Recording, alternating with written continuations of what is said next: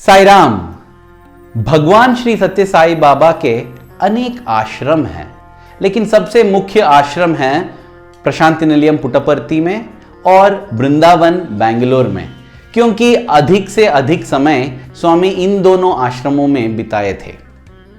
अगर आप कभी बेंगलोर के वृंदावन आश्रम जो व्हाइटफील्ड में है वहां जाएंगे तो जरूर वहां पर उपस्थित हॉस्टल बिल्डिंग का दर्शन कर लेना। आप देखेंगे कि जैसे आप उस हॉस्टल के अंदर जाते हैं ना, यहां 3 मंजिलें हैं, लेकिन एक भूमिगत मंजिल भी है। हां, भूमि के नीचे एक मंजिल। स्वामी के कोई भी बिल्डिंग का दर्शन कर लो, आप ऐसे भूमिगत मंजिल नहीं पाएंगे। सिर्फ ये वृंदावन हॉस्टल में भूमि के नीचे एक मंजिल क्यों बनाया गया, इसके पीछे एक सुंदर कहानी है। ये प्रभु और उनके भक्त, भगवान और उनके शिष्य के बीच का प्रेम कहानी का एक चिन्ह है ये। जी हां, ये एक ऐसी प्रेम कहानी है जिसमें प्रभु ने नियम बदल दिया। प्रेम स्वरूप लारा। बात 1969 की है। जून 9 तारीख को स्वामी ने श्री सत्य Sai arts and science college की शुरुआत किया वृंदावन बेंगलोर में, और काफी लड़कों को यहां पर एडमिशन मिला और वे स्वामी के साथ रहने लगे कॉलेज के छात्र बनकर। वे रहते थे एक छोटा सा शेड में। यह शेड स्वामी के बंगलो के बाजू में था। जैसे ही छात्र बढ़ते गए, स्वामी को लगा कि एक अच्छा सा हॉस्टल बनवाना चाहिए इनके लिए।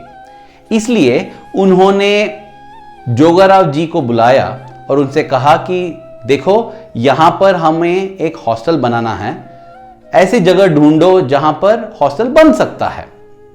तो जोगाराव जी देखे कि ये शेड जहां पर था, काफी जमीन नहीं था हॉस्टल बनाने के लिए, क्योंकि बाजू में ही एक बड़ा सा तालाब की तरह जमीन में खोदा हुआ पानी टंकी था।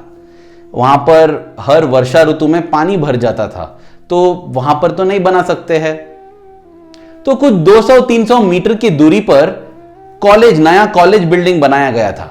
उसके पास काफी जमीन था, तो उन्हें लगा कि यहां पर हॉस्टल बना सकते हैं। उन्होंने अपना नाप तौल ये सब करके आए और उन्होंने स्वामी को कहा कि स्वामी, हम लोग यहां पर हॉस्टल बनाएंगे।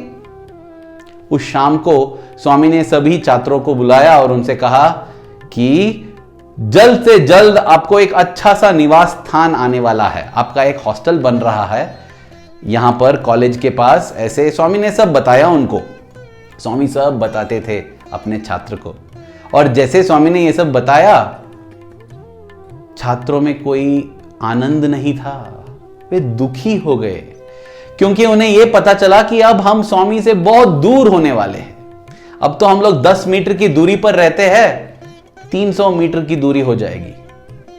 तो वे दुखी थे।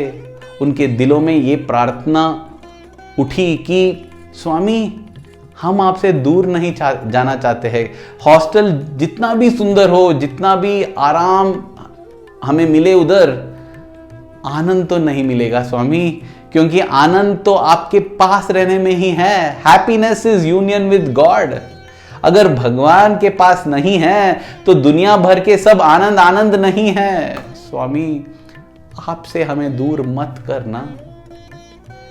सभी के मन में ये भावना थी, लेकिन एक लड़के ने अपने भावनाओं को एक पत्र के रूप में लिखकर स्वामी को दे दिया। स्वामी ने ये चिट्ठी लिया और स्वामी पढ़ रहे थे। फिर उस छात्र से उन्होंने पूछा, क्या मैं ये जोर से पढ़ सकता हूँ, जोर से पढ़ सकता हूँ सभी को सुनने के लिए? हाँ स्वामी। तो उस छात्र ने यही लिखा था कि स्वामी, आप हमारे लिए एक खूबसूरत हॉस्टल बनवा रहे हैं, लेकिन हम आपके पास रहना चाहते हैं स्वामी। दूर जाने से हमें कोई आनंद नहीं मिलने वाला है। क्षमा कीजिए, हमें वैसा हॉस्टल नहीं चाहिए जो आपसे दूर कर देता है। हमें तो बस आपके पास रहना है, आपके करीब रहना है। फिर स्वामी देखे प्रिंसिपल की ओर। नरेंद्र जी प्रिंसिपल थे और नरेंद्र जी से स्वामी ने पूछा, नरेंद्र बताओ क्या करूं? नरेंद्र जी मतलब बच्चों का दिल जानते थे। उन्होंने कहा कि स्वामी, बच्चे तो सब चीज छोड़ के आए हैं आपके लिए, आपके पास रहना चाहिए स्वामी। उसी क्षण प्रभु को नियम बदलते देखा। स्वामी ने कहा जोगाराव जी से, ये सब छोड़ दो, यहीं पर हॉस्टल बनाओ। स्वामी, पानी टंकी है, पानी टंकी में बनाएंगे हॉस्टल, पानी टंकी में बनाएंगे हॉस्टल, मेरे छात्र मेरे पास रहेंगे। इसलिए भाई और बहनों, वृंदावन का हॉस्टल जो है वो उस पानी टंकी में बना है, इसलिए उसका एक भूमिगत मंजिल भी है। ये है चिन्ह स्वामी और उनके छात्र के बीच में जो प्रेम है उसका ये चिन्ह है।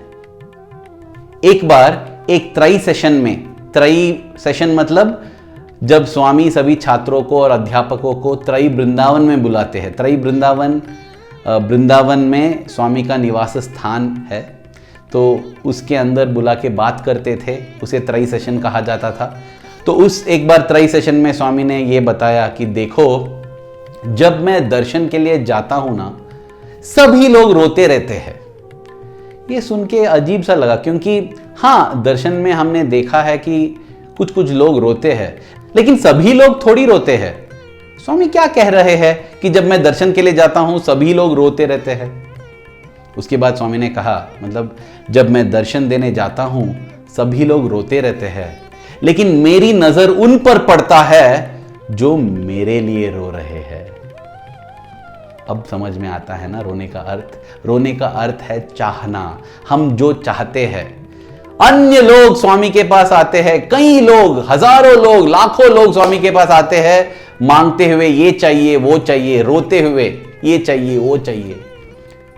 कितने लोग हैं जो स्वामी के लिए रोते हैं? भाई और बहनों, हमें हमेशा सिर्फ स्वामी के लिए रोना चाहिए, क्योंकि अगर स्वामी प्राप्त हो गए ना, अगर हम स्वामी के लिए रोते हैं तो जरूर स्वामी का नजर हम पर पड़ता है। स्वामी ने ही कहा है। और जब वो होता है ना भाइयों और बहनों, जिंदगी में और किसी चीज के लिए हमें रोना नहीं पड़ेगा।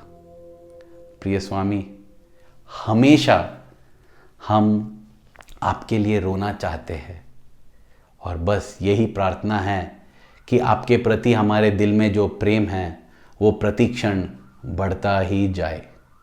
धन्यवाद। जय साईं राम।